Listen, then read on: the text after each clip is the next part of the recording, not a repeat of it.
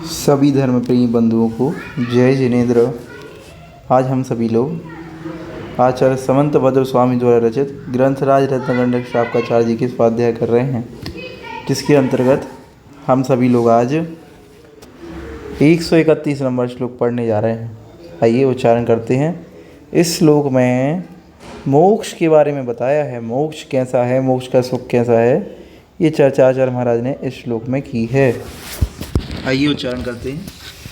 जन्म जरा मय मरणैः, जन्म जरा मय मरणैः, शोकैर्दुःखैर्भयश्च परिमुक्तं, शोकैर्दुःखैर्भयश्च परिमुक्तं, निर्वाणं शुद्धसुखं निःश्रेयस्मिष्यते नित्यम्।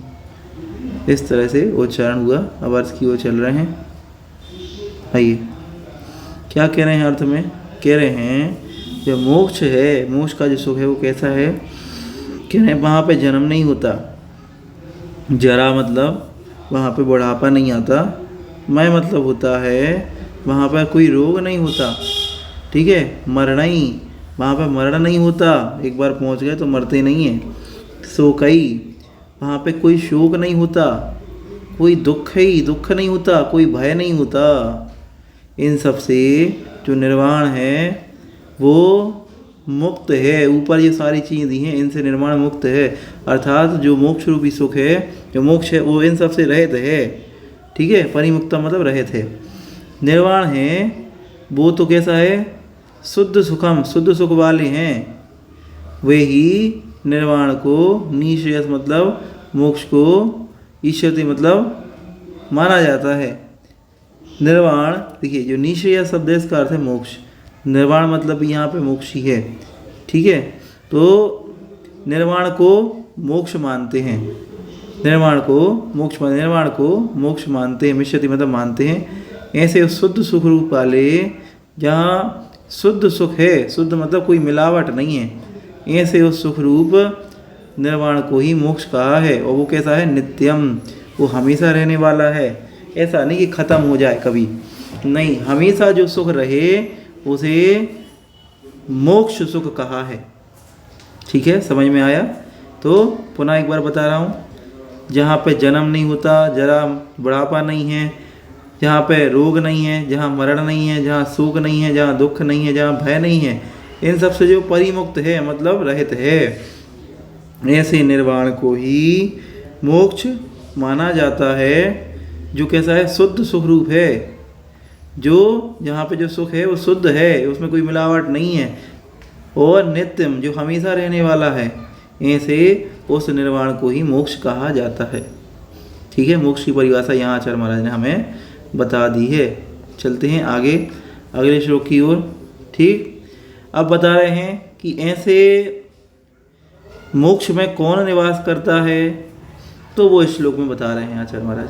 कह रहे हैं विद्या दर्शन शक्ति स्वास्थ्य प्रहलाद तृप्ति शुद्धियोजा।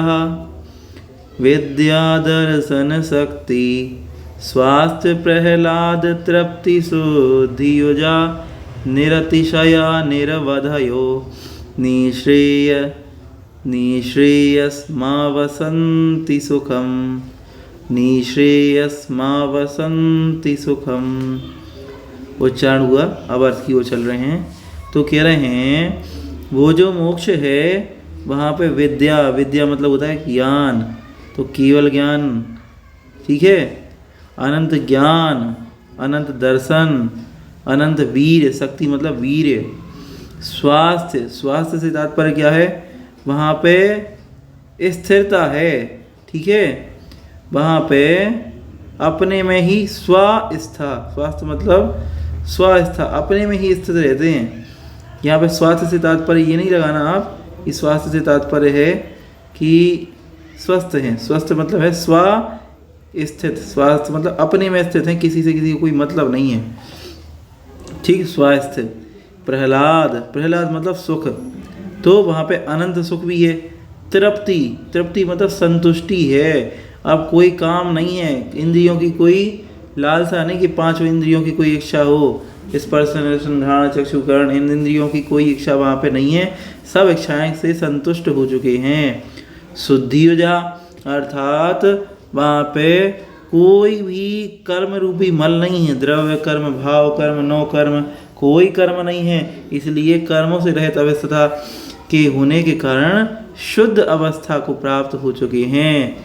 निरतिशया, निरतिशया मतलब वहाँ पे कोई हीना दिखता नहीं होती, कोई घटता बढ़ता नहीं है, जिस स्वरूप में जो जैसा एक बार मोक्ष पहुँच गया वो उसी स्वरूप में वहाँ अनंत काल तक रहता है। और अनंत काल के लिए देखो फिर कह दिया निर्वदया, मतलब कोई अवधि नहीं है, कोई ड्यूरेशन पीरियड नहीं है कि 100 साल रहना, 1 साल रहना, 2 साल रहना, अनंत काल तक एक बार बस पहुंच गए तो कभी वापस लौट के इस संसार में नहीं आना। निश्रेयस, निश्रेयस मतलब वो मोक्ष, निश्रेयस मतलब मोक्ष में आवसंति मतलब निवास करते हैं, और सुखम मतलब सुख स्वरूप सुख पूर्वक। ठीक, जो जीव वहाँ रहते हैं वो केवल ज्ञानी होते हैं, उनको केवल दर्शन होता है। ठीक है, अनंत वीर उनके पास होता है, अपने स्व में स्थित होते हैं। ठीक है, एक एक शब्द बता रहा हूँ पुनः। ठीक है, स्व में स्थित होते हैं। प्रहलाद, उन्हें बहुत सुख होता है, अनंत सुख होता है, संतुष्टि होती है। ठीक है, कर्म मलों से रहते कारण वे शुद्ध रहते हैं। ठीक है, कोई अवधि नहीं है उनकी, कोई ड्यूरेशन पीरियड नहीं है। निरतिशया मतलब कोई घटना बढ़ना वहाँ पे नहीं होता, हाइट बुद्धि कुछ भी नहीं घटना बढ़ना, सब कुछ अनंत है उनके पास, तो घटने बढ़ने का तो कोई नाम निशान वहाँ पे है ही नहीं। ऐसे निश्रेयस मतलब मोक्ष में रहते हैं, सुखम मतलब सुख स्वरूप होकर के सुख पूर्वक विवाह निवास करते हैं। ऐसे सिद्ध परमेष्टियों के बारे में बता दिया। ठीक है, आप सभी को समझ में आया होगा। सभी के लिए पुनः जय जिनेंद्र।